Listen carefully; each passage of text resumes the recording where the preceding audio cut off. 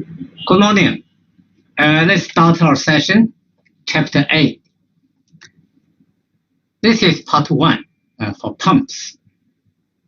We have another Part 2, but I don't think we have enough time to introduce the details of Part 2. But don't worry, for the final examination, we only include Part 1, that is pumps, not fans, because the principles and the calculations are similar. So we only include pumps. If you are interested in fans, you can read the notes and the PPT I have uploaded into the web Blackboard. So today, let's concentrate on pumps. You see, here we have pumps and fans. The title of this chapter is including fans, so we say pumps and fans, but we'll concentrate on pumps. You see, in this slides, we have pump and fans. Let's say, for example, the left one, you see, this is a pumping system. You see, every day, most of us are staying in high-rise buildings.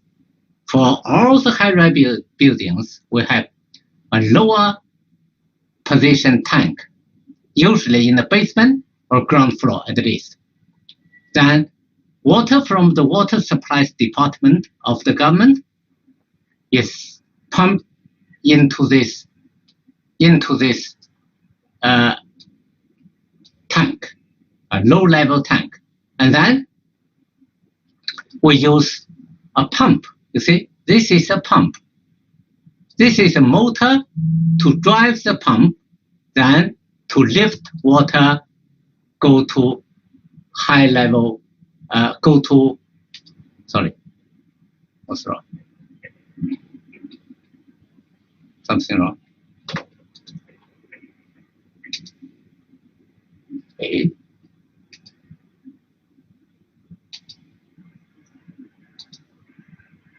Something wrong. Okay, it's fine. Okay, you see, the pump is to lift water from low-level tank to high-level tank or to other floors. Then, if you check all the high-rise buildings on the roof, the tanks, water tank, cold water tank, thick water tank.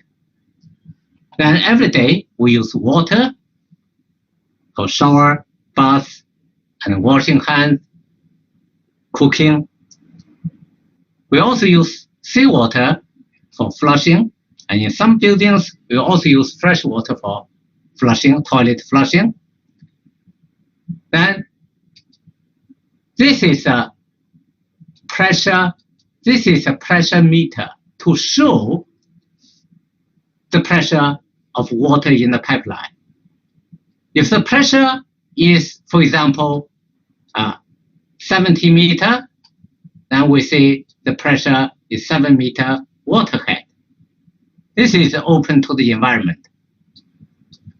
So that's why, you see, I think most of you have seen water coming from broken pipeline, water pipelines, and then water go not 70 meter, but 20 or 30 meter high. The reason is that the pressure inside is very high. In Hong Kong, because we have different level of ground and buildings, so the water pressure inside is very high. It's up to 80 meter in the water supply department pipelines. So pressure is higher, then it's easy for the pipeline to be damaged. So that's another problem. But today, we want to know how to calculate the water supply system. For example, how to choose the pipeline diameter, how to choose the right, especially the pump. This is the whole pump, including the motor. How to choose the right pump. What is the size of the pump? what is the power consumption of the pump? As building service engineer in the future, you need this knowledge. So after this study, we can calculate the height required, the velocity required, the flow rate required, and the choice of right pump. Here is a ventilation system. Here we need a fan. You see in the classroom. At home, we also have small fan in the kitchen for ventilation, especially cooking, for cooking. And in the toilet, we also have small fans. In some buildings, they have central air conditioning system, then we have fan. Sometimes the fan is huge, maybe 2 meters high, huge. Especially, for example, MTR, the ventilation system in MTR in Hong Kong is huge. Then what is function of fan? Similar as pump. In water system, a fan is used to, you say, this is a centrifugal fan. Later I will introduce that centrifugal pump and centrifugal fan are very popular. Here is a fan. This is a fan. And this is a motor. To drive the fan, use a belt, traditional one. And then motor controller, variable frequency motor. And then the fan is blow fresh air or inlet air to other locations through diffuser. In the classroom, we have a number of diffusers so that we can get fresh air. We can get cold air. So nearly all the air conditioning systems will have fans. Even at home, split type air conditioner and window air conditioner, we also have fans inside. A very important element. That's why we need to introduce the principles of pumps and fans, but we pay more attention on pumps. For the final examination, we also only include pumps, not fans, because similar, we don't have time. If you're interested, of course, you can read the notes and the PPT. You say, this is a pump. This is a pump. For pump, you say, we have water inlet from the center of the blades. This is roller. This is a place. This is an exit. I'll show you. You see. So the content today includes type of fans, various fans, principle of operation of pumps, not fans. Type of pumps, principal operation of pumps, especially centrifugal pumps, very popular. The most popular pumps nowadays in engineering application. Then we need to discuss pumps system characteristic and the pump selection, very important. As building service engineer, we need to know how to choose a pump for supplying enough water but consume the least power, electrical power. So that's very important for pump selection. Energy efficiency opportunity later. The basic term first. We have introduced, and Professor Tang has also introduced, volumetric flow rate. You have known that in cubic meter per hour or cubic meter per minute, sometimes cubic meter per second. SI unit is cubic meter, for SI unit is cubic meter per second. But it's easy to, if you know cubic meter per second, you divide by, you times by 3,600, that's cubic meter per hour more times 60, then that is cubic meter per minute. If you know cubic meter per hour divided by 3,600, that is cubic meter per second. It's very easy to convert the unit of volumetric fluid. Usually we use Q to represent it, quantity. Then total height. It is a term that defines how high the pump and the fan can lift a liquid gas pressure in terms of height. I have introduced in last 2 sessions. The total height including internal energy, kinetic energy, and potential energy. And then for real energy balance equation, we also include the pressure loss height. Later, we use the equation again, energy equation, as a total height. This is very important. As I mentioned before, you see in the last slide, in this slide, this is a head. You see, when we measure the pressure here, this is water flow. When we use a pipe, vertical pipe in this way, then the water level is here. So this is total head, maybe 70 meters. For example, we want to lift water from basement to a 70-meter high-rise building, the rooftop tank. Then we need at least 70-meter head of pump. So that's the terms of total head. Usually, SI unit in meter, sometimes in feet, or sometimes in inch, but usually in meter. It is a term define how high the pump and the fan can lift liquid gas, not just liquid, gas as well. That's for fan. Liquid means we use pump. Then hydraulic power. That's the power transferred by the pump, fan to the liquid of gas. Whenever you lift water or air into high position or long distance, then you need power. This power is the power to be transferred by the pump and the fan to the liquid and the gas.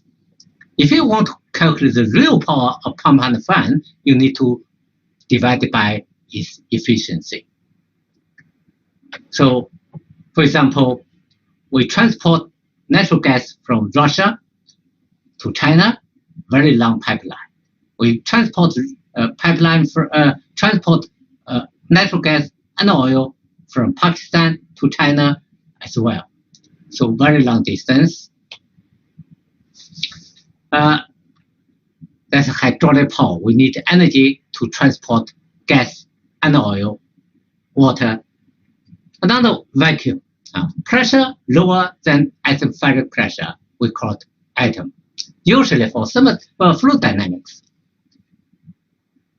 For any water level open to the air, to the atmosphere, here the water pressure we assume 0. Why? Because relative to the atmospheric pressure, it is 0. Relative means minus. This pressure minus outside pressure, of course, is 0. But sometimes we have vacuum. If the pressure is lower than the atmospheric pressure, we call it vacuum. But it's not absolute vacuum. No absolute vacuum. If the pressure is lower than the outside atmospheric pressure, we say it's vacuum. Later, we'll introduce a concept to use this term vacuum for pumps.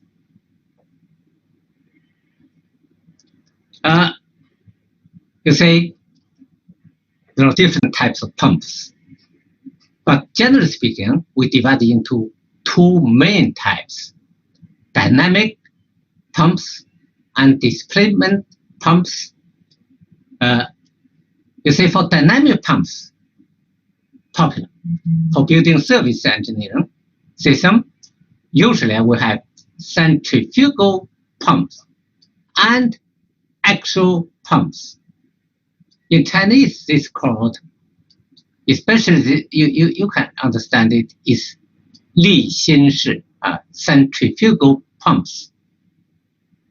We have a lot of centrifugal pumps to be used in building service engineering. Another one is axial pumps or fans, same, or centrifugal fans as well, similar. That's why we just concentrate on pumps. Then, for centrifugal pumps, is in China called 离心机, this is called 轴流机. That's same direction with the axis. Centrifugal pumps, you may understand it, is due to centrifugal force. I'll introduce that later. The form is radial, and this one is mixed, vertical or horizontal. Later, I'll show you the two main types of dynamic pumps, which are very popular in building service engineering.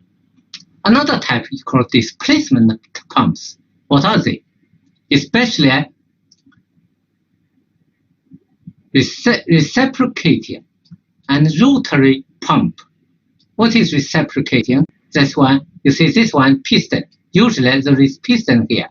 Cylinder, this is a cylinder, and this is a piston. Go up and up, down, up, down. You see, up, down, to push the air and water inside to increase pressure. All the pumps and fans are used to increase pressure so that we can circulate water and air in the pipeline or air duct. So this is the piston. We call it reciprocating. Another one is called diaphragm.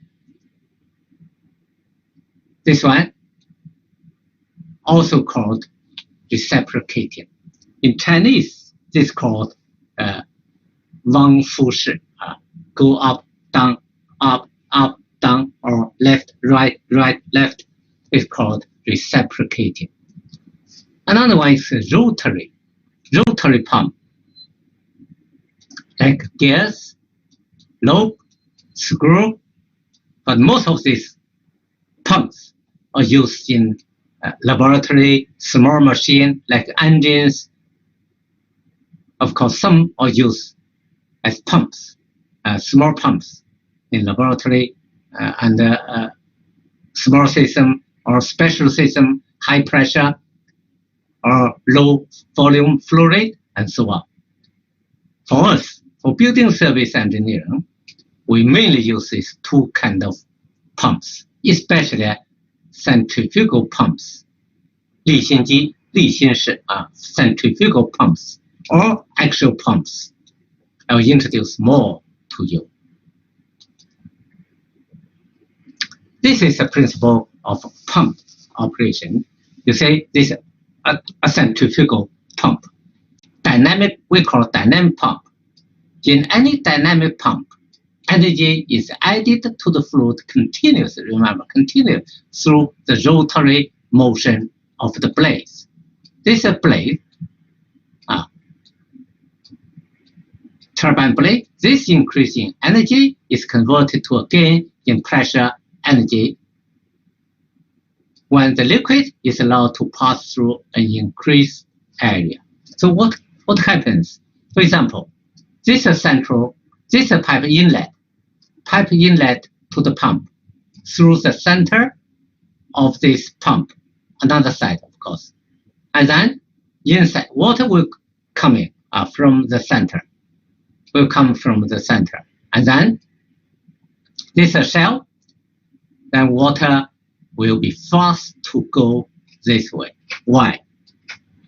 Because of the high revolution of the blades of the turbine.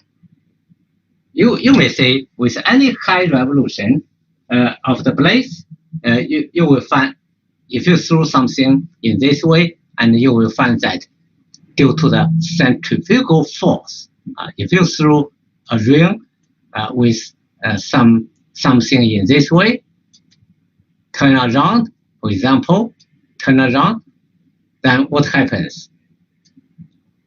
This tends to go out, correct? Tends to go out. If you don't hold it, this string, then this one will go out. Why? Because of centrifugal force. In Chinese called 地心力, centrifugal force. Same for centrifugal pump. Because of the centrifugal force, water, due to the high revolution of this place, then water will tend to go to out, and then collected by this shell, pump shell, and then forced to the exit of the pump, so that pressure is increased, and then water is circulated. So we transfer or we convert electrical energy, because this high revolution place is made by a motor, electrical motor. So electrical motor's energy, electrical energy is converted into, say, kinetic energy, because we have velocity here, kinetic, high pressure, and internal energy as well. Maybe sometimes potential energy as well. You see, this photo shows the water tends to go out because of centrifugal force. But we have a shell here, so that is collected for this exit. Then the electrical energy is converted into pressure energy, kinetic energy, or potential energy. So this is the general principle of centrifugal pump, or we call it dynamic pump. Then you see different arrangement of centrifugal pumps. You see, based on the principle of centrifugal force, 离心力, you learn this from your secondary school study. This is a force that pushes the liquid or air away from the center. You see, in a tangential direction here, in tangential direction, with a very high revolution of the place, then water will tend to go to the outside due to this centrifugal force. Due to this centrifugal force. But you may say, we have a lot of satellites surrounding the Earth. Why don't this satellite go to the space? Because there is a balance between centrifugal force and the gravitational force to the Earth. If the satellite is sent to the moon, near the moon, then it will turn around the moon, not the Earth, because the centrifugal force of the moon is balanced with the centrifugal force of the satellite is equal to the gravitational force of the moon. So here, water is collected. You see, water is collected. Water goes this way, you see, inside. Then, due to the high revolution of the place, water will be collected in the exit. Here we have motor. This is a motor. This is called blade or called impeller, the same. This is called balloon. Impeller eye and suction, as is the terms. Similar, like you see, this one even clear. Inlet of water, then go to the high revolution of this blade. This is called blade. Then water will be thrown away to the shell and then collected by the discharge. We also called, you see, this is called discharge or exit of the pump. This is called suction of the pump or inlet of the pump. So this is the inside situation of a centrifugal pump. Then the major parts, as I mentioned, I show you. You say shaft, impeller, root or casing. Very important three components. A shaft is to transmit the torque or power and support the impeller and other rotating parts. Shaft is protected from erosion, corrosion, wear as a seal chamber through renewable sleeve. Shaft. I think you have this is a shaft. Here, it's a shaft. And where is it? Here, shaft. Here, this one is shaft. Then, impeller, blades. An impeller has vanes that push the liquid through the impeller and transmit energy into the fluid. We call hydraulic energy. Impeller or blades. Root and casing. Impellers are fitted inside the casing, so the root casing is a curved shape, increasing in cross-sectional area. The root reduces the velocity of the liquid and increase the pressure. You see, this is called the root, the shell, so that water can be collected. The pressure, the velocity is very high here, but the pressure here is lower than here, because the volume is bigger than the pressure. The velocity is low. The velocity here is lower, smaller, than the pressure is higher, according to the Bernoulli's equation. The total pressure is balanced, for example, then if the pressure is higher, the velocity is low. If the velocity is higher, the pressure is lower. Depends on the velocity. Then you say major parts. This is a root or casing. It's easy to understand it, to collect water. This is blade or impeller, and this is called cut water. This one, to arrange water flow. You see, these are veins, and then eye inside. Impeller and the blades here. Impeller and the blades. You see, this is a casing of root casing, made of metal, of course, most of them, or fans sometimes made of plastic. Shaft, you see, made of metal. Because of high revolution of the blade and the motor and the shaft, so we need metal, strong metal. Type of impeller, very important components, you see. For different application of centrifugal pumps, we have different design of impellers or blades. You see, only 4 blades, only 4. But here, several are inside. This is called closed, and this is called semi-open or semi-closed, and this is totally open. For different application, especially for different pressure needs and different flow rate needs. Sometimes we need high flow rate, but low pressure. If, for example, if we want to simply pump water from river to the bank or to the farmland, then very short, very low pressure head required. Then we need volume. We need more water pumped from river. But if we need water for high-rise buildings on the tall rooftop, then the pressure head must be high.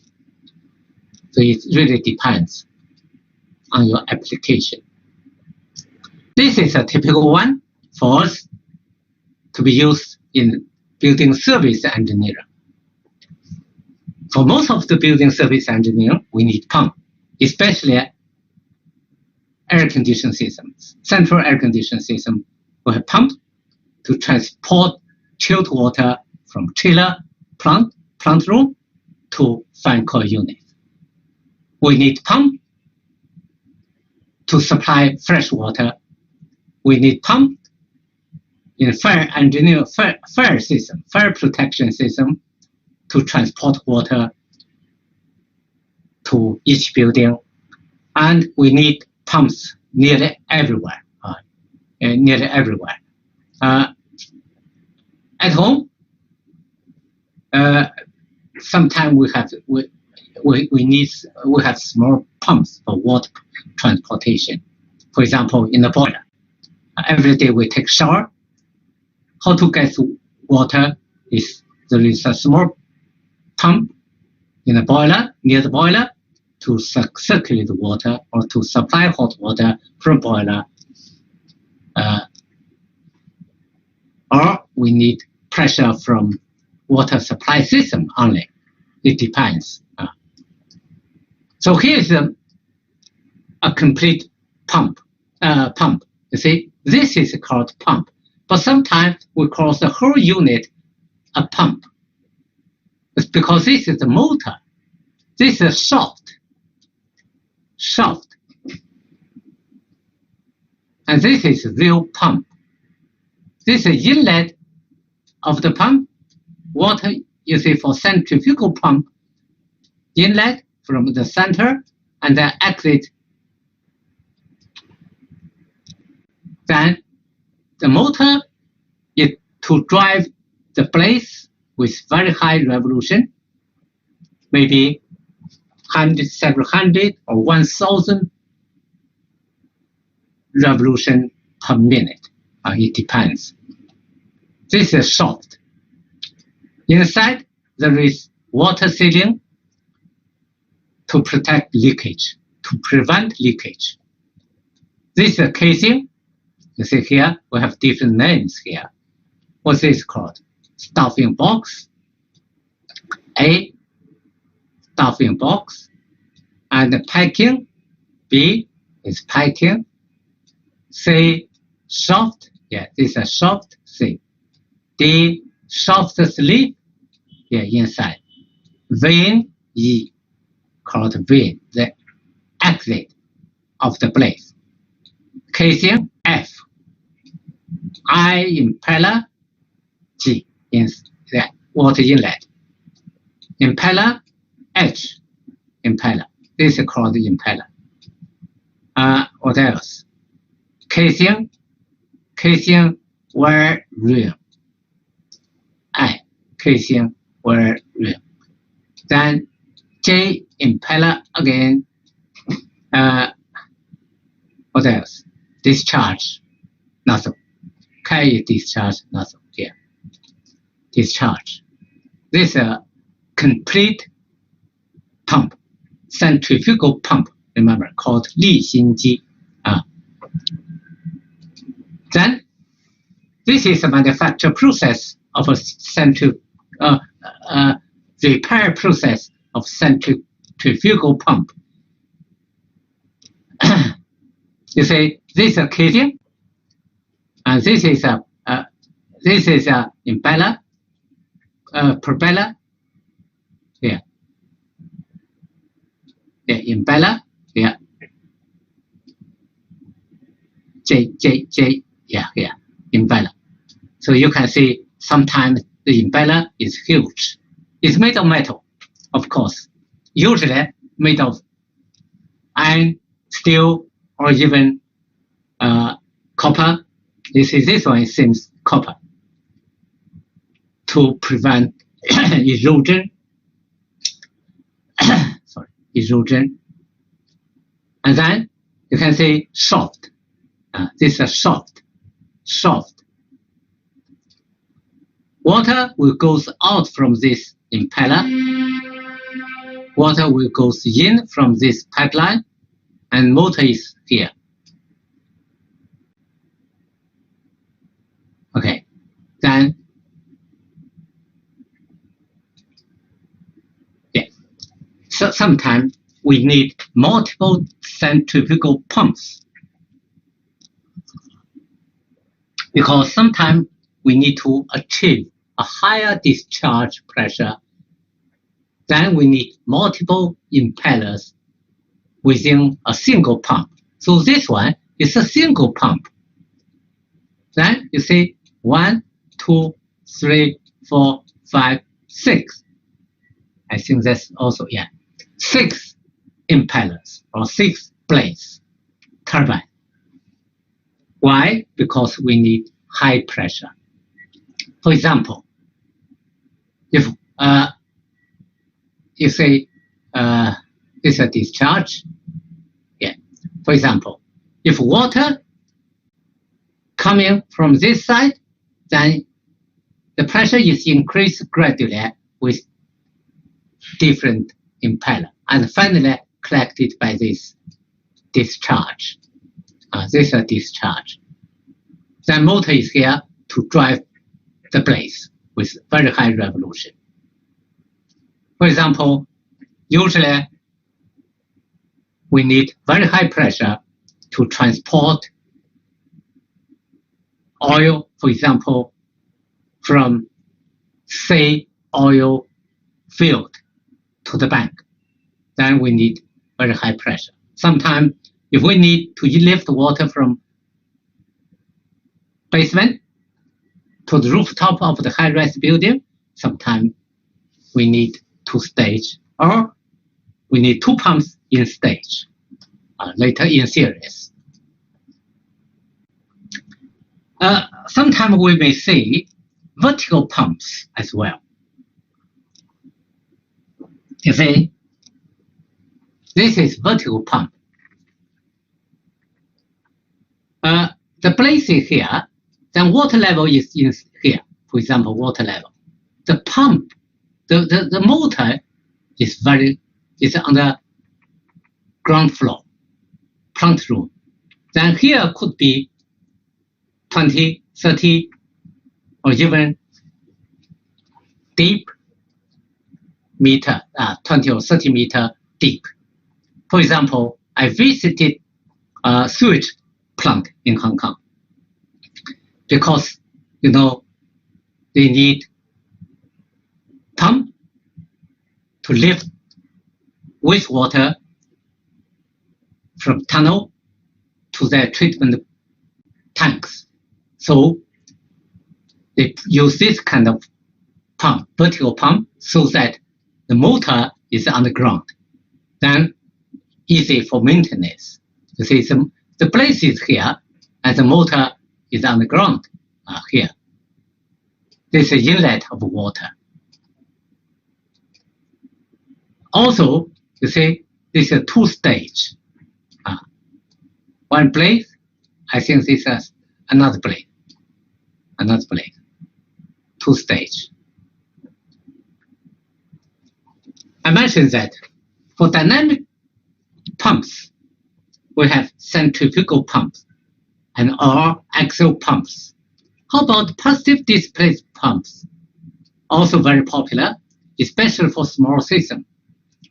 For most of the building service engineering system, we use centrifugal pumps.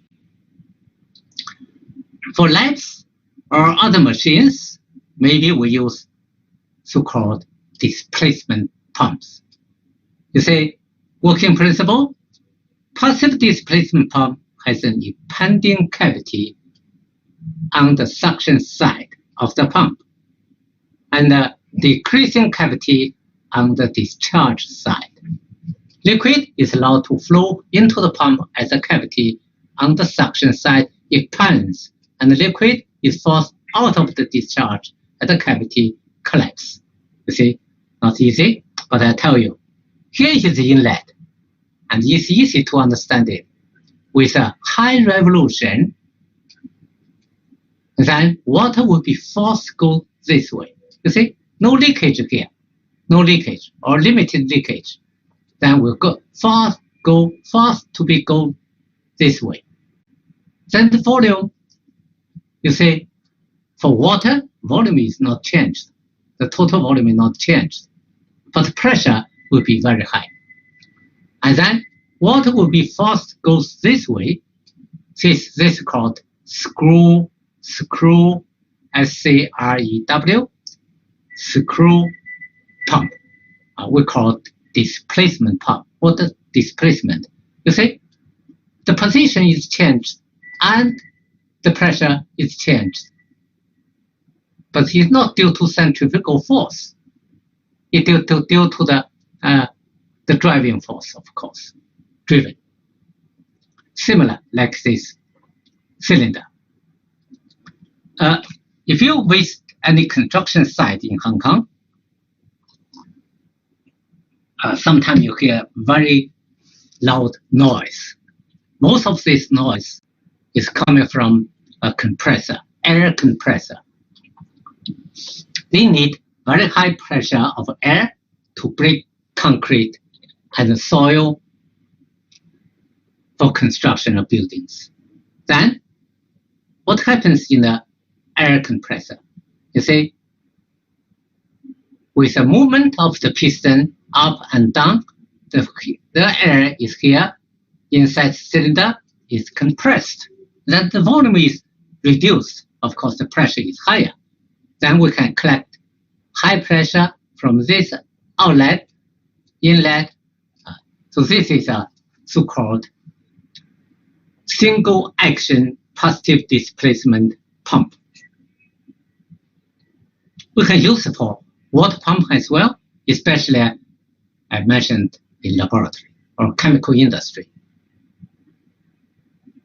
But this is very popular for air compressor.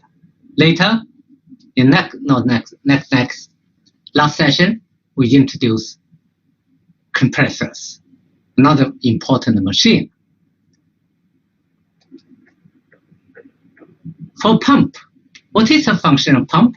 I mentioned that it will circulate water in the air conditioning system, in the fire system, water supply system, very useful, which also consume a lot of energy. That's why we need to choose the right pump with suitable head supplied, suitable flow rate, but limited the lowest power consumption. For example, this is a tilt water pumping system for central air conditioning system. We have two chillers to produce chilled water, say 7 degrees Celsius, usually 7 degrees Celsius to 10 degrees Celsius, and then supplied to this two chiller in parallel. Then we have two pumps, usually centrifugal pump, to circulate water. Then water is circulated through a heat exchanger here. Here inside is a evaporator. This is a controller only. This is a controller. Then water is circulated to the user.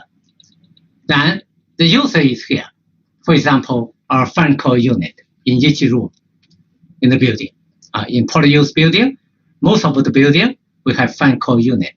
Sometimes we have a variable airflow system, but most of us we use fan coil unit. So this is the fan in the fan coil unit, but we need chilled water supply.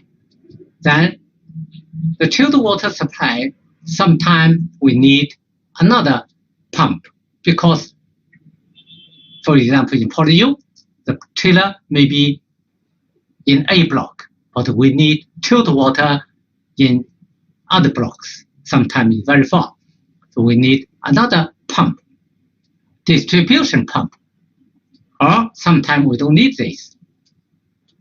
It depends on the distance we want to supply our chilled water to the user. And then you can say water, chilled water after use. After use, the temperature is higher, say 10, 12 degrees Celsius, then return to the plant room by the pump, circulation pump, another pump in series. There are many room branches, fan coil unit, different buildings. This is a common type of air conditioning system. I think later you will learn air conditioning engineering, common path for regulation. If we don't, especially when the temperature is not cold outside, we can bypass some of the water.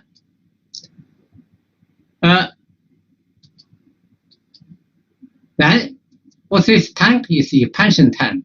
It's a typical air conditioning system components, so that the pressure at each point is constant. Otherwise, the pipeline may be damaged. So this is expansion tank.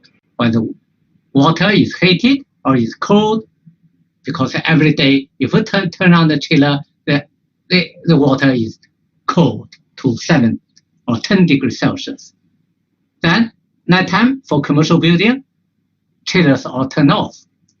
Then, water gradually, temperature is increased to the normal temperature, say 20 or even 25, summer 30.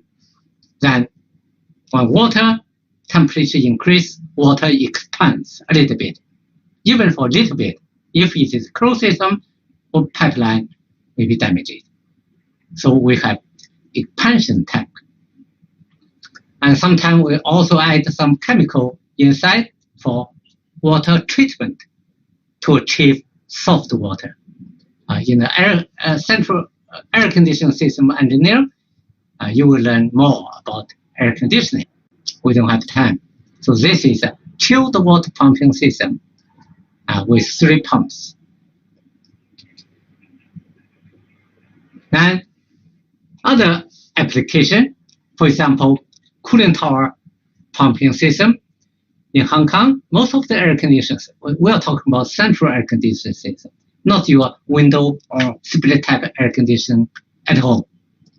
For large system or building service engineer, usually you're going to design central air conditioning system, not split type or window package air conditioner. For central air conditioning system, we also use cooling system for heat rejection from the system to the outside environment. Usually, we have air cooled because in Hong Kong, we don't have so much fresh water for water cooled. Because we buy fresh water from Guangdong every day. If you go to Luohu, then you can find the large pipeline. They are used for water transportation to Hong Kong. We buy it. We need a lot of money every day. So that's why we have to save fresh water. That's why we flush our toilet using seawater. Because Hong Kong is dry for most of the time, and the land area is limited. We have reservoir, but not enough. So we import a lot of water from Guangdong, Dongjiang River. Expensive, I tell you. I think more than four Hong Kong dollar per cubic meter. So that's why we have to save fresh water. But now we have fixed supply from Guangdong. Then, if the weather is not very hot in summer, and we have surplus fresh water, so the government now encourages people to use fresh water for cooling the air conditioning system. So that's why we have water cooling system. Some building, not all. In Polio, most of the air conditioning system are air cooled. That's why you see on the building roof, we have a lot of condensers. Then for water cool system, you say we need a cooling tower so that energy is rejected to the environment, hot. If you pass through in summer, the library on the podium, you may feel warm air, then it is air cooled. But for cooling tower, usually it's on roof or building. Then we circulate fresh water from condenser of chiller In the chiller, we have evaporator on the cold water side. In the condenser, we need to cool water from, for example, 34 degrees Celsius to 29 degrees Celsius, for example, because the fresh water, when it is evaporated, then the water is cooled, the air is cooled. So even with outside air in summer, 30 or even 34 degrees Celsius, 35 degrees Celsius, we have limited days for 35. Then when the water evaporates, then because we have a spray system in the cooling tower, then the air is cooled. Then we may cool water to 30 or 29 or even 25 then degrees Celsius. We circulate. So that's why we need a pump. We call it condenser pump. Then in the load side, I have introduced that we need to transport chilled water to the user, to the load. Then you say 7 degrees Celsius to the load, to the user, to the fan coil unit, and return 12 degrees Celsius. So yeah, we need a lot of pumps in building service engineering, especially central air conditioning system, fresh water system, and fire engineering system. So that's why we need to choose the right pump. You see, this is a design diagram in a plant, pumping plant. For central pump, or centrifugal pump, centrifugal pump, 离心机. You see, this is a centrifugal pump, or including the motor, we call it a pump. This is a motor. There is electrical energy input to the motor. This is shaft to drive the blade or impeller inside, then water going this way into the impeller, into the casing of pump, and then exit. So that's why it's called discharge, this is called suction. For nearly all the pump system, we have different components, a lot of components to protect it, for maintenance, for safety. For example, at least we need a concrete base and isolation pads to reduce vibration for the floor. So there is vibration, noise. So we need isolation pads to reduce noise. That's why usually we design chiller plant, pump plant in the basement, and not on the up roof because of vibration and noise. And then what else? Drainage, drain, because sometimes we have leakage, a little bit maybe, due to the sealing. The sealing could be mechanical sealing. And then in the inlet system, at least we need, you see, what's this? Valve. Valve. Why? Because we need to, this is called trumpet valve.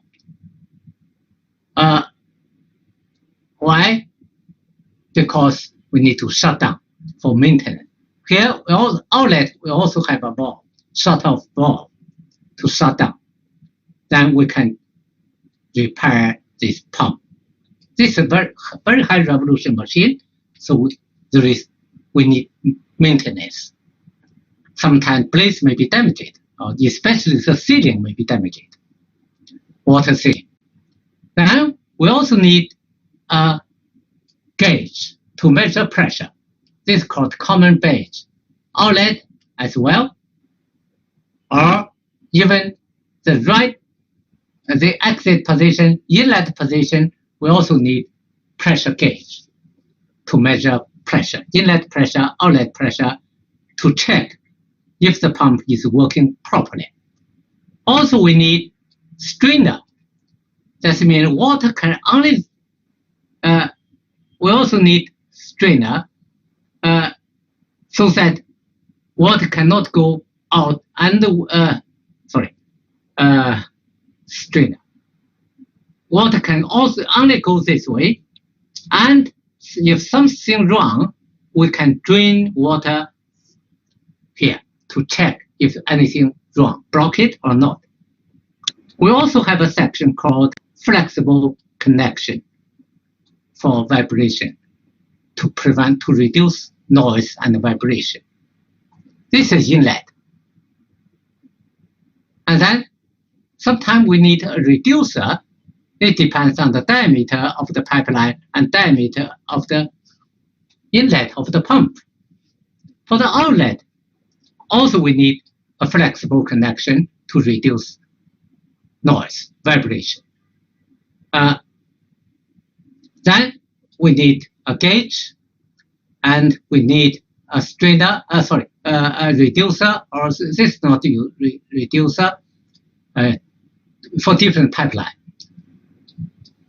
This is valve, and this is multi-purpose valve for maintenance. Then motor, shaft. Yes, this is a complete water centrifugal pump installation in a plant room. You see, this is a vertical, or we call it inlet pump installation. But usually this, you see, could be a centrifugal or other type of pump. So that also we need a sort of valve, another sort of valve, so for maintenance of this part. And we need gauge, pressure gauge, to measure the pressure. Otherwise, how to check if there is water flow inside, if the pump is working or not? So we need to check the pressure to say what is the pressure inlet, what is pressure outlet. If there is pressure difference, then we say the pump is working properly.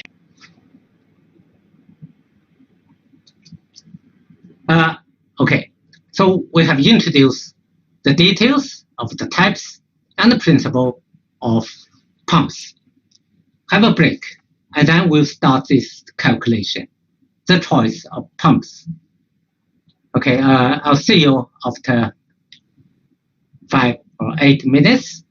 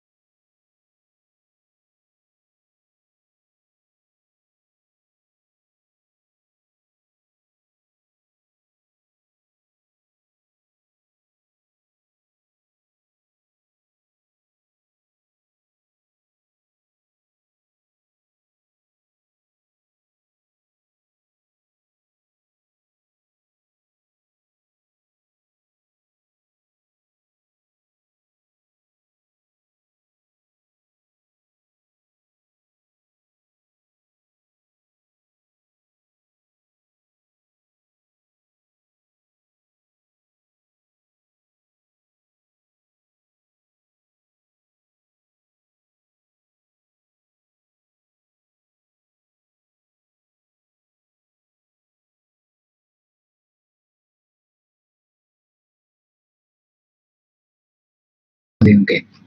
Okay, let's start again. I see most of you are here. I want to emphasize that some of you did not attend the tutorials. I think that's very important.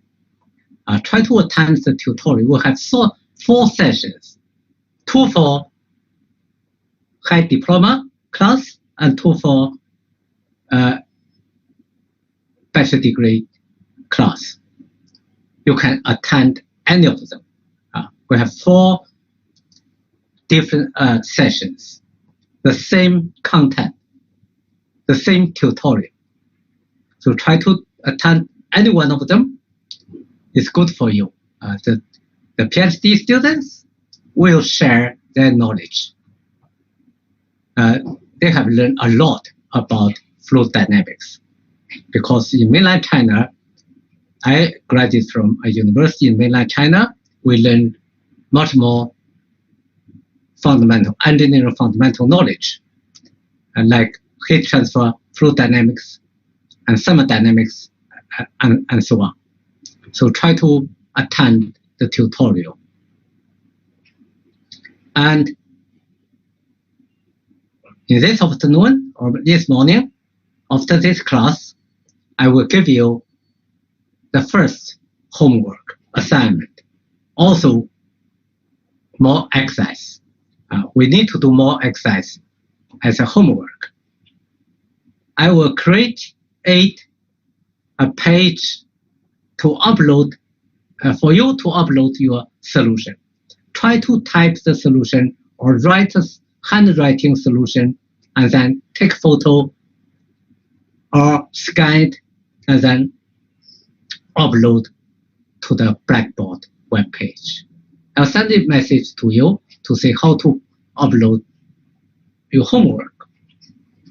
I think most of you have known that to the Blackboard. And then we will assess, we will mark them. I will give a mark. Although the homework mark will not be counted for the final examination grade, but there will be very good reference.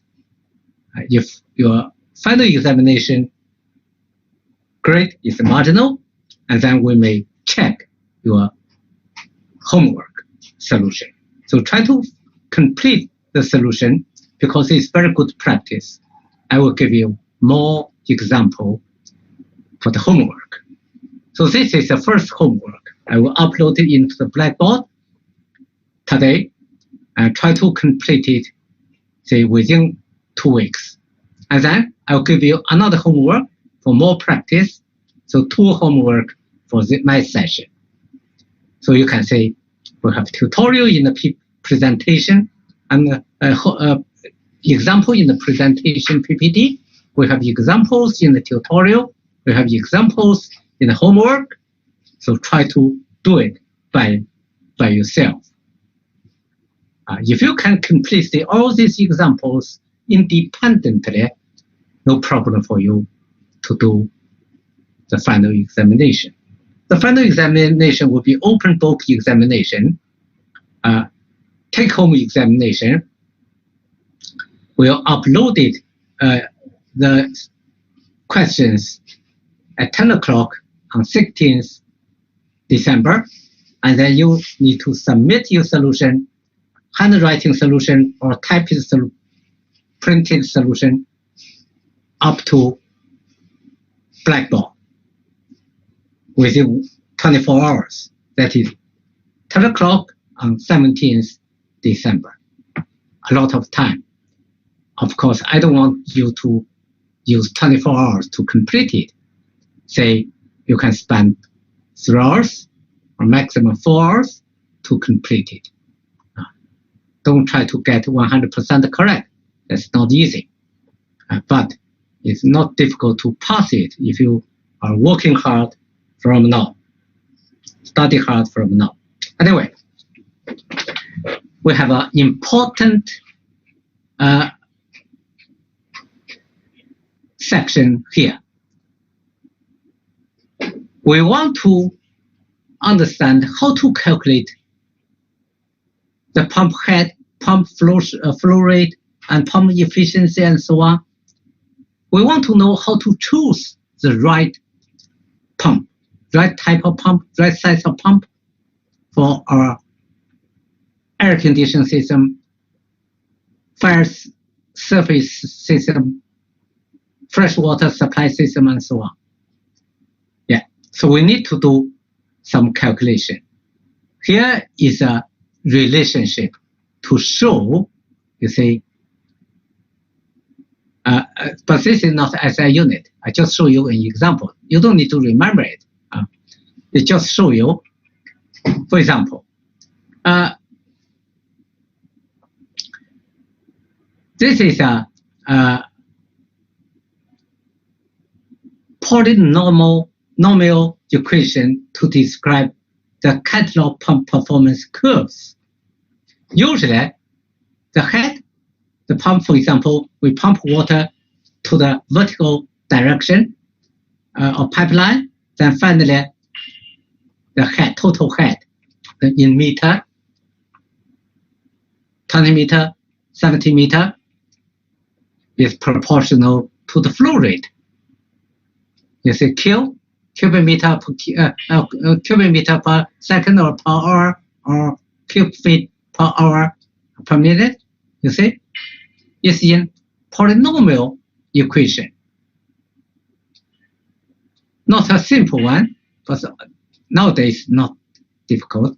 You can use Excel to do the calculation. Even for your take-home examination, if any trial or any iteration calculation or any complicated equation, you can use Excel to do the calculation. And this is a head. Then how much energy can be needed? Is needed the horsepower.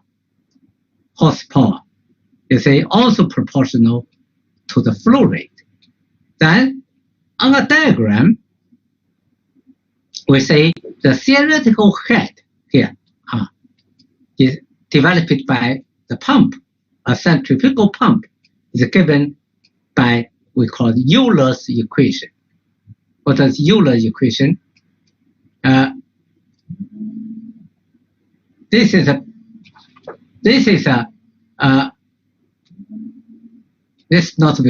not a water flow velocity, not water flow rate velocity in the pipeline. It's a blade tip speed of the impeller. This is a outlet wall component velocity. The two velocity for the manufacture of the blades in the centrifugal for a pump. So we don't use this equation. This is for the manufacturer of pump to design and change their design, a pump design. You see here, for any pump provided by the manufacturer, as a building service engineer in the future, when you design a system, usually the manufacturer will promote their product. They will give you a catalog, pump catalog, and they want to sell more pumps to you. Because for any large project, we need a lot of pumps.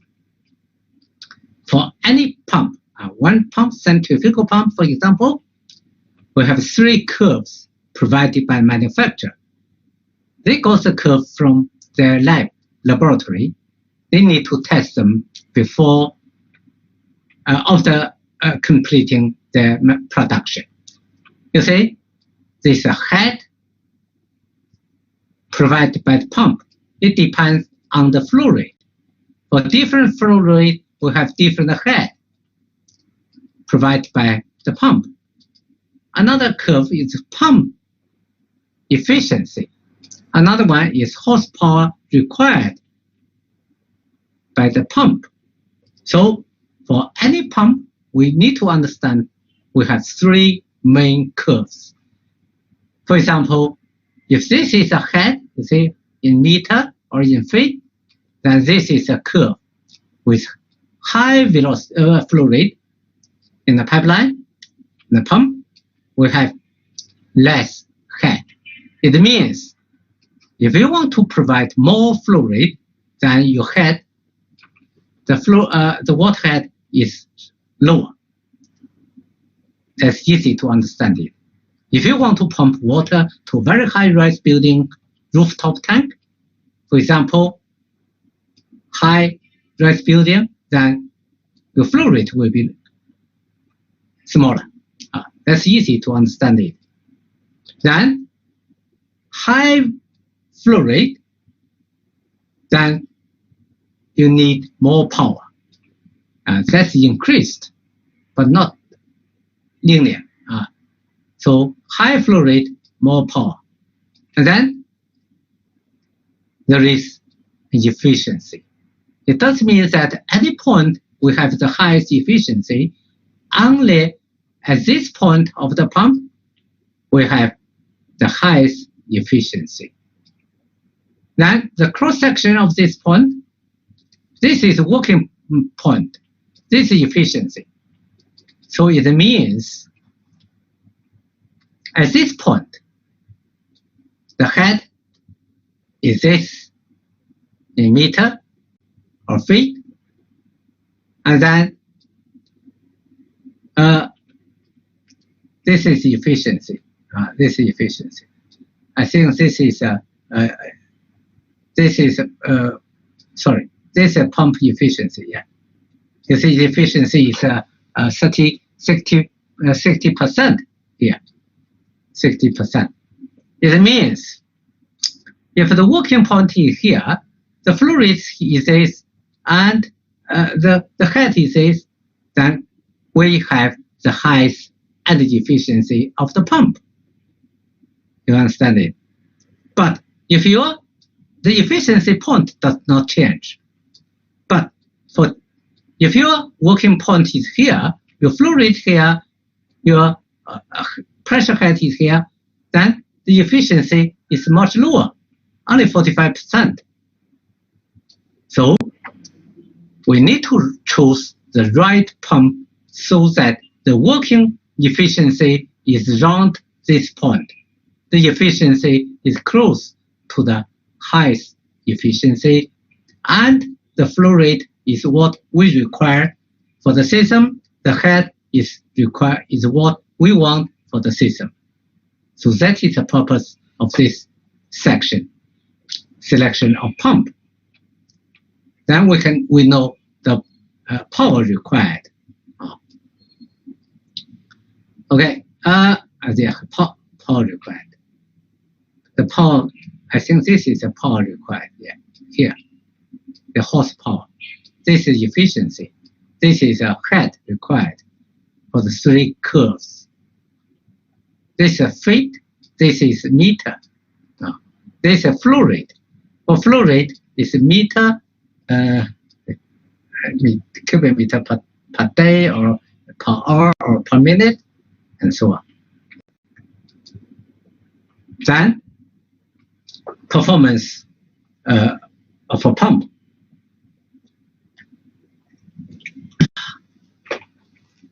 For example, this is a pump. This is inlet, point 1, outlet, point 2. We have a gauge or pressure meter to measure the two pressures. Of course, we know the position, the vertical position here. That's why if this is 0, usually this is a reference. Reference also means datum. D-A-T-U-M, datum.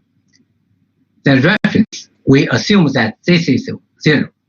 Then, so Z1 is 0. Z2 is Z2 here.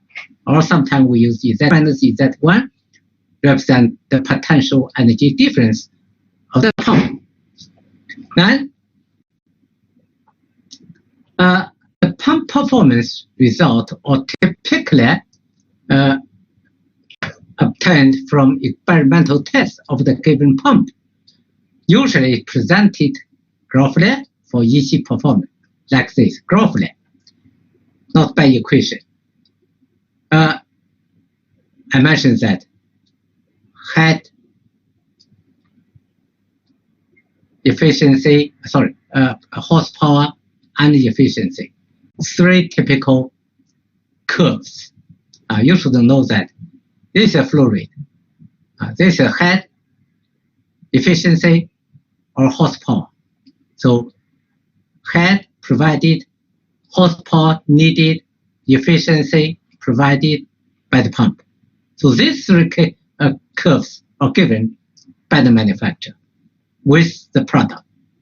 So how to express it, present it?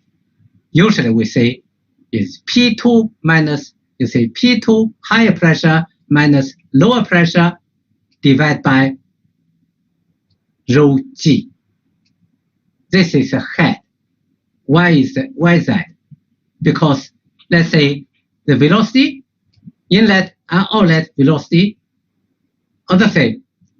Then we say the kinetic energy are the same. And the potential energy is limited. Because this height is limited. Maximum 2 meters, 1 meter, usually less than 1 meter. So this represents the total energy gain from the pump. So divided by rho G is a head gain from the pump. So this is a head gain, or we call it head gain by the fluid from the pump. Who gave it? The motor. The motor gave it, turn electric energy into this potential and pressure energy. Or for total head gain, then we times rho G. Rho means density, kilogram per cubic meter. This gravitational force is a total pressure increase. The power gained by the fluid. What is the power gained by the fluid?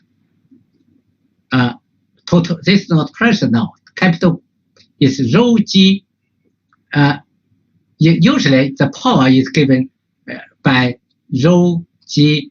Rho GH. Remember this hydraulic equation? Rho GH times M, correct? Yes, times M. You see this flow rate. This is flow rate.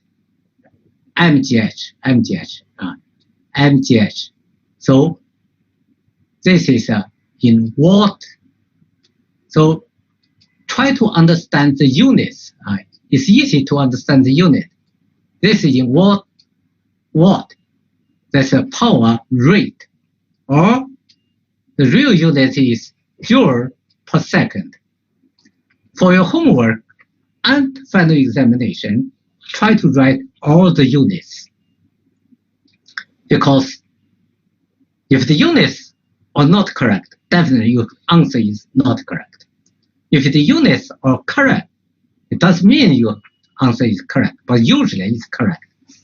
So you can verify your solution correct or not through the units. Okay, then we don't need to remember all this, but we need to remember for the pump we have three curves: head curve, horsepower required curve, and the efficiency curve. Then the energy efficiency is defined by the power gained, usually output divided by input. For energy efficiency definition, this is a power gained by the fluid. This is a electrical energy input, not electrical energy, the short power input to the pump. Then how to get electrical energy power? How to get electrical energy power? Then this one divided by efficiency of the shaft and the motor. So this is a theoretical power input through the shaft.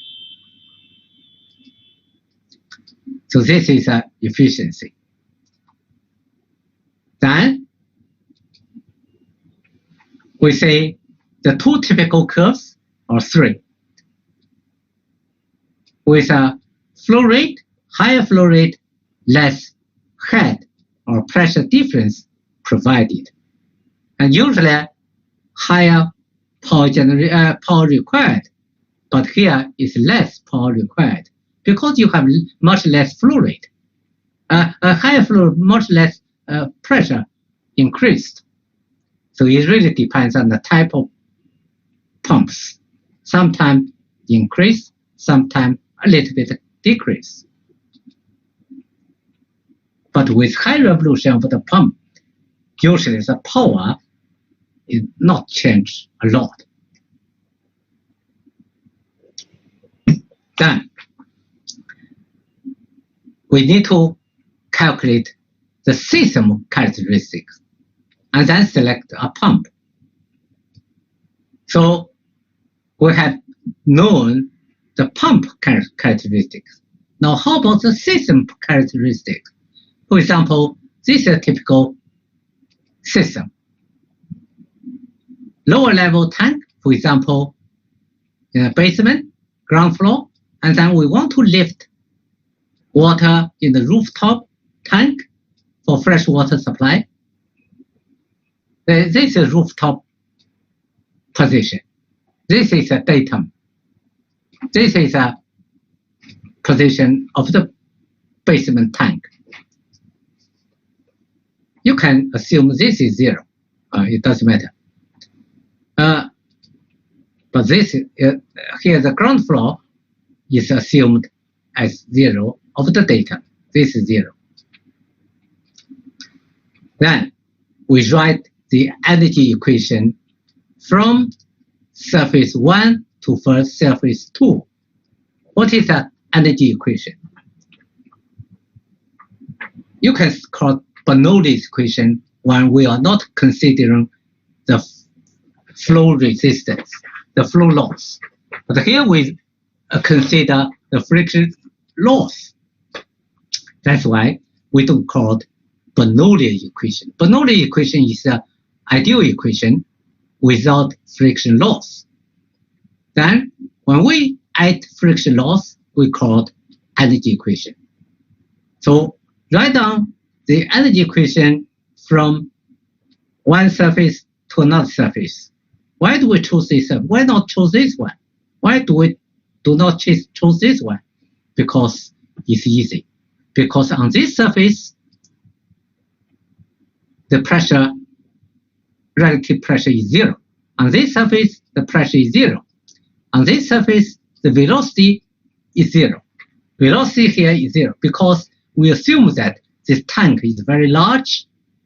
This flow rate will not change a lot of this level. So the velocity here, up and down, is 0. Of course, there is input from the outside water pipeline, so that this level is 0. It's not changed. Same here. We assume that this level is not changed because the very large tank, this inlet will not affect the level a lot. So write down the energy equation, then we can simplify it into this.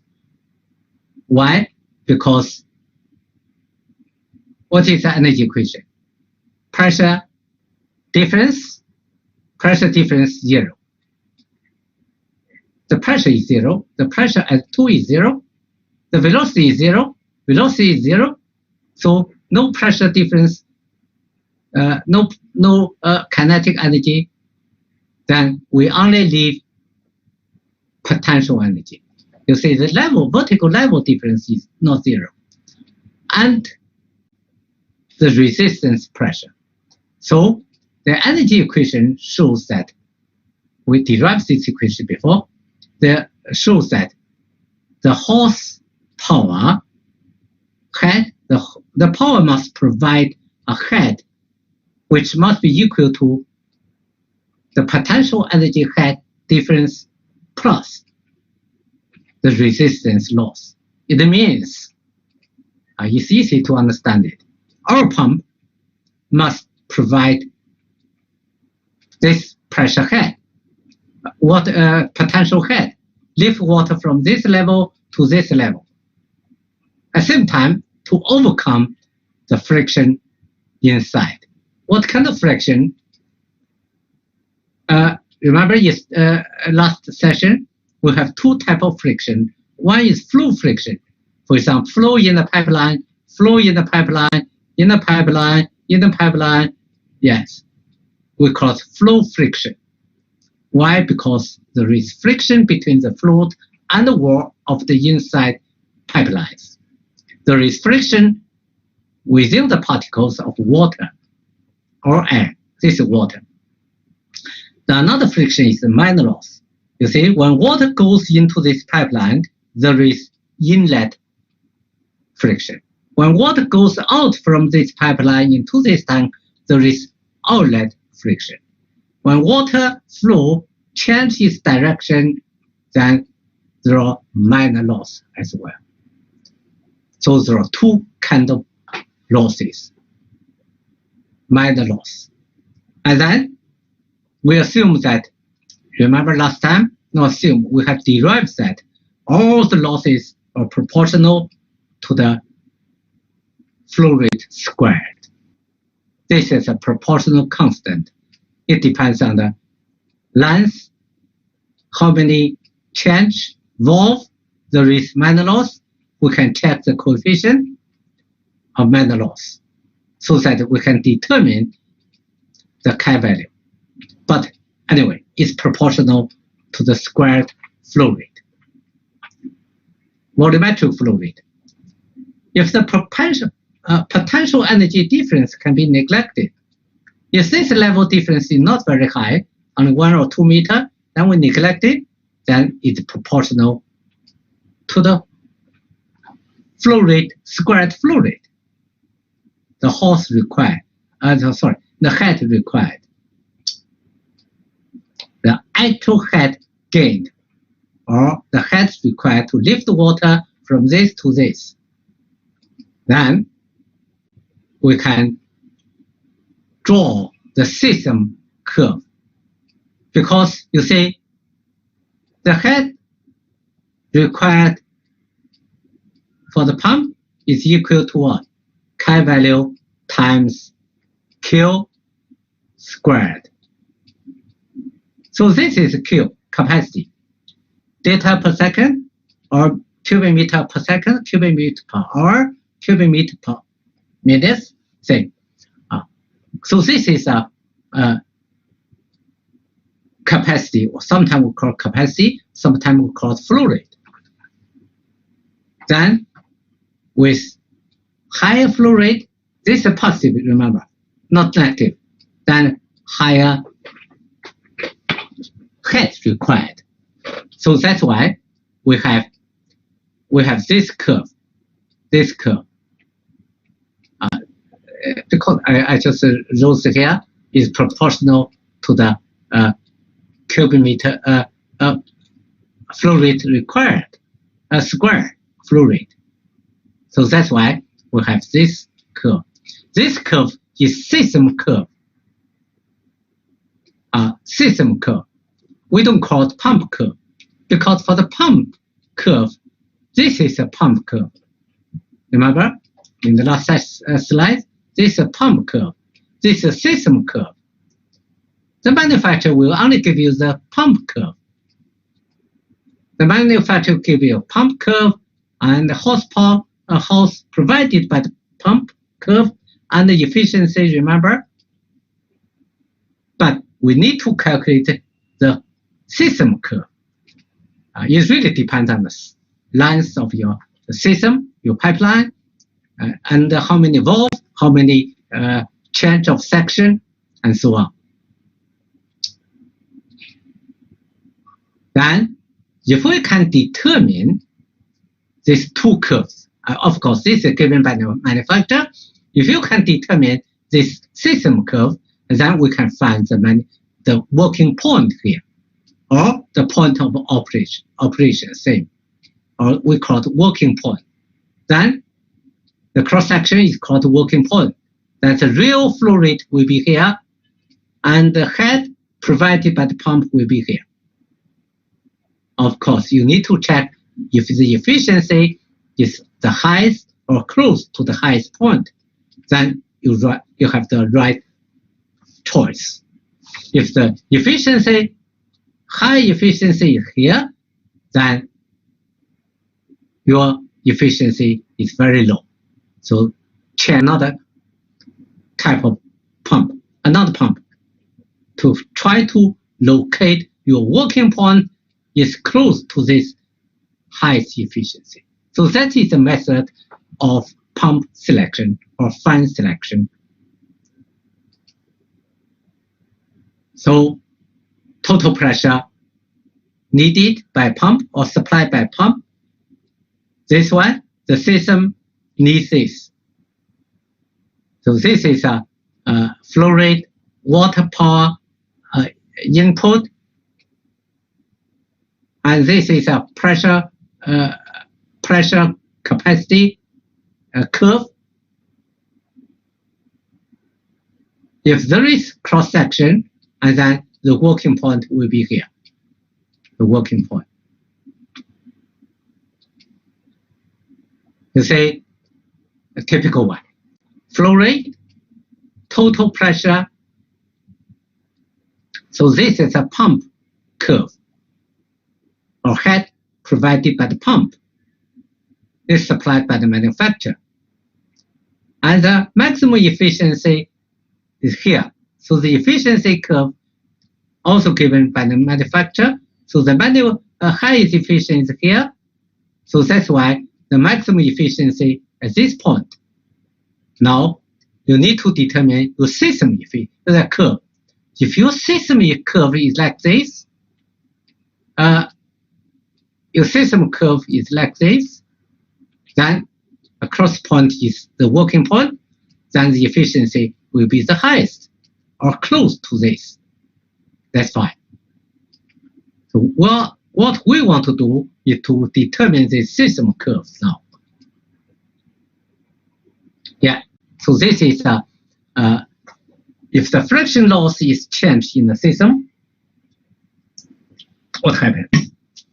For example, at the beginning, we design or we install the pump. The operation point is here. This is the pump curve, a head curve. How much head can be provided? Then the efficiency provided by the manufacturer is like this.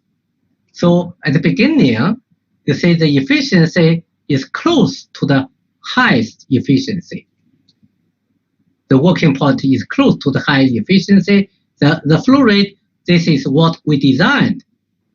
Then, after several years, the building is renovated. Then the system is renovated. They add more fan coil unit, more office to be cooled. Then the working point is changed to this, but the pump is still the same pump. Then the efficiency is here. Then the efficiency is not the highest efficiency. The working point, the flow rate may be what you want. The head may be what you want, but the efficiency is much lower. Then you waste energy. Sometimes you have to change a new pump. So you understand me. We will do more exercise in the tutorial to determine this curve, working curve, system curve, then to find the pump. We do more exercise in the tutorial and in the homework. Don't worry. Then we need to, in the next 20 minutes, we need to introduce another concept, because this is very important for selection of centrifugal pump. For centrifugal pump, we have another concept called Npsh, net positive suction head. You see the blades here, you see the blades? You know what's wrong if in the blades, water goes this way. If the pressure here is lower than the atmospheric pressure, then it is vacuum, correct. If it is vacuum, you see cavitation occurs, cavitation, a kind of corrosion occurs when the liquid pressure at a given location is reduced to the vapor pressure of the liquid. For example, if the pressure is in vacuum, then what happens inside? Water may, if the pressure is too low, water may evaporate. Then we have bubbles, steam bubbles. The steam bubbles will damage the surface of metal, of the blades, of the impeller. So that's called cavitation. So cavitation occurs when the liquid pressure at a given location is reduced to the vapor pressure of the liquid. It's very dangerous for the blades, for the impellers. Then the impeller may be damaged later. So we want to maintain a higher pressure here, not lower than the outside pressure. Usually positive pressure. For centrifugal pumps, we want a positive pressure. So that's why we need to introduce this net positive suction head. That's the difference between the total head on the suction side near the pump, impeller, inlet, and the liquid vapor pressure is called net positive suction head. For example,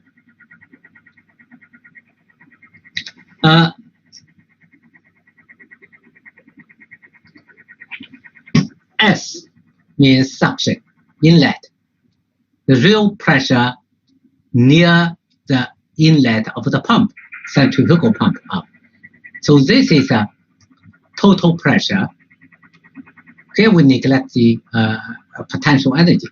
The total pressure, what pressure? Kinetic pressure and the internal pressure, or pressure energy, kinetic energy. So this is the pressure of the fluid minus the vapor pressure. When the pressure is lower than this vapor pressure, this vapor, you see, liquid vapor pressure, then water evaporates into steam. When we boil water, it depends on the temperature. But here we assume the temperature, normal air temperature, 20 to 30 degrees Celsius. So it really depends on the temperature as well. So this is a vapor pressure, liquid vapor pressure. When the pressure here is lower than this vapor pressure, if this is negative, then liquid water will evaporate into vapor. Then the surface of blade impeller may be damaged. So we call net passive suction head. We want to maintain this greater than 0. So required much greater than 0. Required Npsh, or we write required R, Npsh must be maintained or exceeded greater than 0, so that cavitation will not occur. Understand it? Passive. So available Npsh from the system, which represents the head that actually occurs for the particular flow system, must be greater than this value. So this value must be greater than this value, so that no vacuum, no cavitation. Then through this example, I'll show you the principle. It's easy to understand it if you understand this principle. This is a centrifugal pump to be placed above a large tank. This very large tank, we want to lift water from the large tank to another position. Open water tank, as shown below, is to pump water at a rate, flow rate, Q. At this flow rate, the required net positive suction head, Npsh, is 5 meters. Later you show how we use it. If the water temperature only 20 degrees Celsius, atmospheric pressure 1.01 bar. This is a sea surface pressure. Hong Kong, because our sea level is very low, similar. So in Hong Kong, the ground pressure, air pressure is 1.01 bar. We want to determine the maximum height. Is that 1? The pump can be located above the water surface without cavitation. So we want to calculate this. Npsh available. Then compare it with required Npsh. Now how to calculate it? You say we need to available. What is Npsh available? This, you say, y is the maximum minus, you say, Npsha, so the minus Npsh, what? R. Correct? R. This is Npshr, remember? You see? Npshr.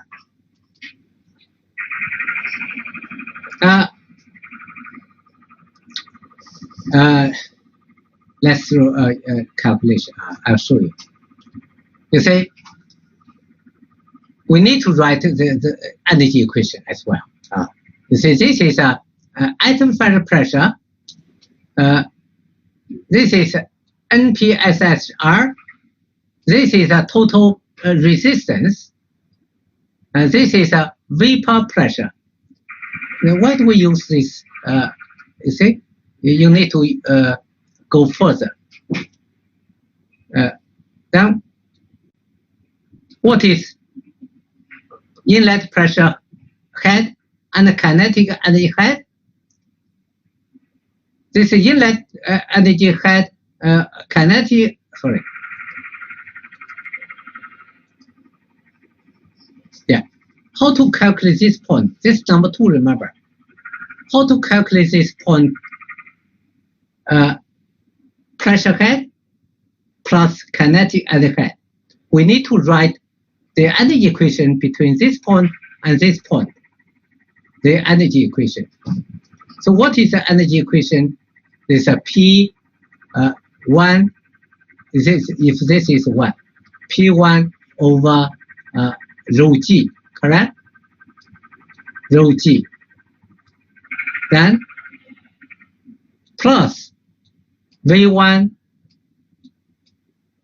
squared over 2G, V1 squared over 2G, plus, is that 1? Is that 1? Must be equal to what? This is inlet of pump, not outlet of pump. That must be equal to what? P2 over rho G.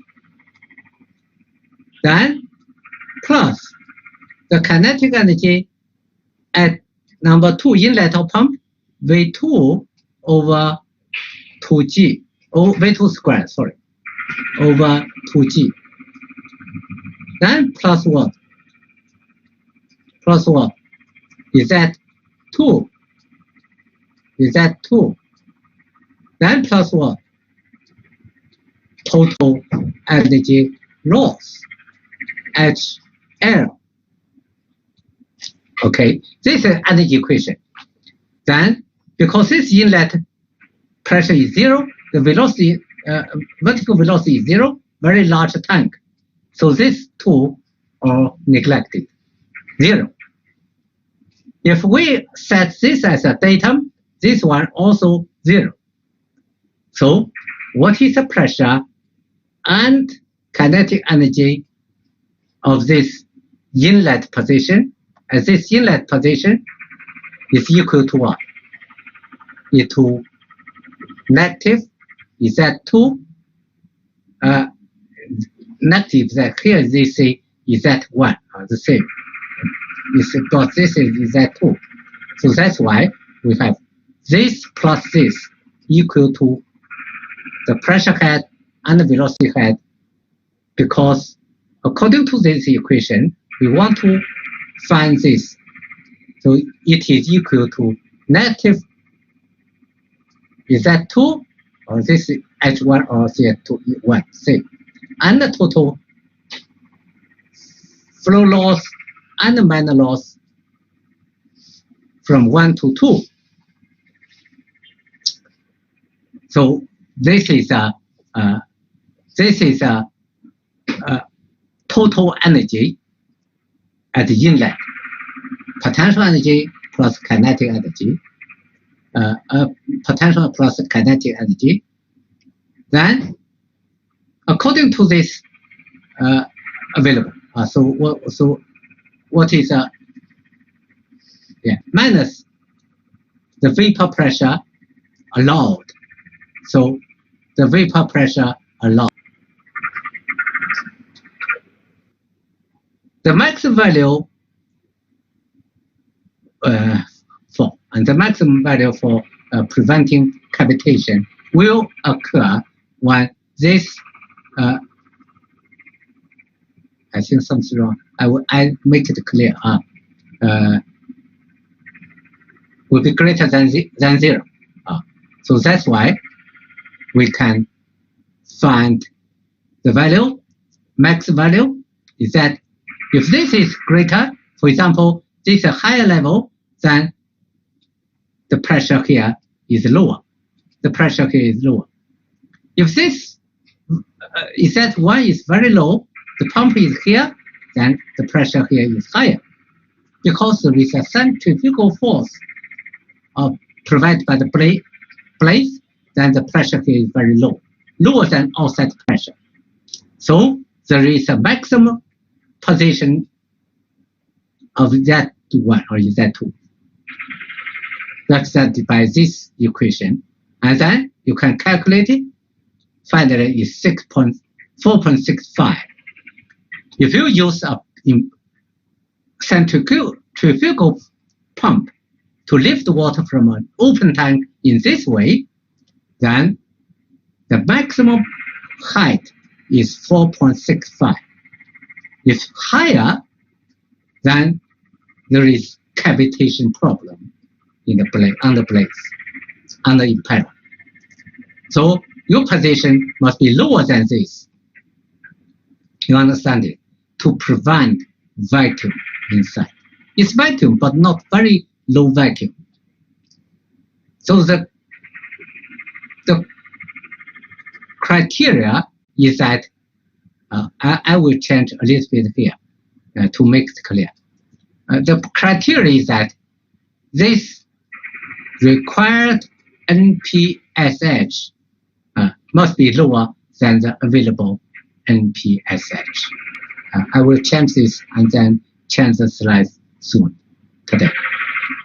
So this example, you try. I'll show you another example. We have 5 minutes. A pump system to lift water from lower tank to higher tank.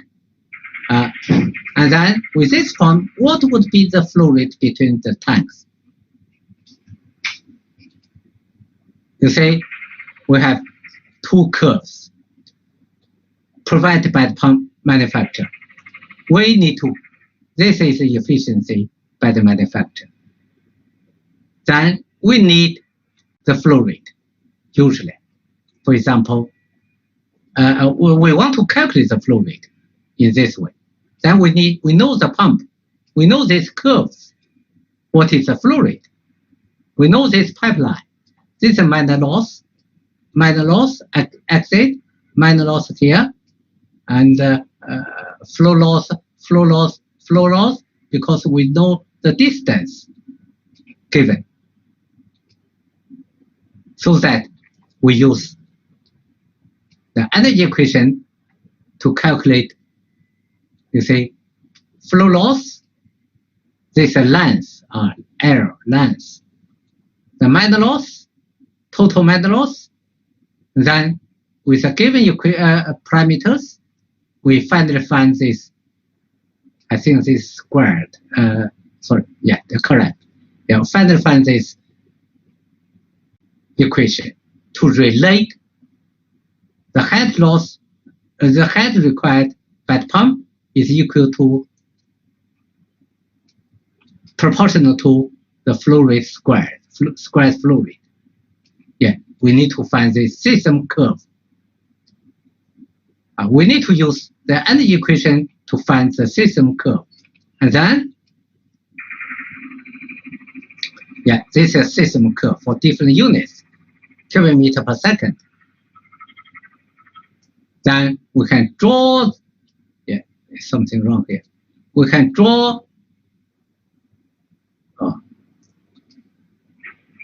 we can draw this curve together with a pump curve. Then the system curve may be like this, or maybe like this, or maybe like this. Which one is better? Yes, this one is better because it's close to this highest efficiency. So the flow rate, if the flow rate here, then the pump is correct. Right selection. Yeah, anyway, we don't have more time. We'll show in the tutorial. We have another example here. Try to do it. This is also, I think, examination several years ago. You see, the pump curve, the system curve calculated by us, then this is working point. Compare the efficiency curve, not very far, then it is the right selection of pump. So we provide three examples. Try to understand it. I'll revise this curve to make it more clear in next slides. I think we don't have more time. Some of you have other class. We have to finish it now. So try to attend the tutorial. I will just want to remind you, and I will give you the first homework today. Download it and find the solution step by step. Don't just give the final result. Step by step, all the units. Then submit your scanned or photo of your final solution to the Blackboard within 2 weeks. And then we'll give you another assignment, homework. So totally from me, 2 homework. And then we'll do a test. We'll have a test. Also, this test may be just 1 hour or 2 hours. I'll tell you later for the test arrangement. Okay, that's all today. If you have any questions, you can talk to my PhD students for the tutorial, or you can send me any message by email. I'll see you next session. Bye-bye.